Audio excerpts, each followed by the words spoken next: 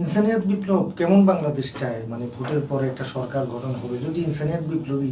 সরকার গঠন করে তাহলে কেমন বাংলাদেশ চায়, কেমন করবে? সৈনিক বিপ্লব মানবতার বাংলাদেশ চায়, জীবনের বাংলাদেশ চায়, নিরাপত্তার অধিকার, স্বাধীনতার, শান্তির, ভালোবাসার বাংলাদেশ চায়, যেখানে কোনো বিদ্বেষ বৈষম্য থাকবে না, দুর্নীতি অবিচার থাকবে না, জুলুম থাকবে না, মিথ্যা মামলা থাকবে না, যেখানে রাষ্ট্র হবে জনগণের সেবক, রাষ্ট্রের তহবিল হবে প্রতিটি মানুষের অ্যাকাউন্টের মতো,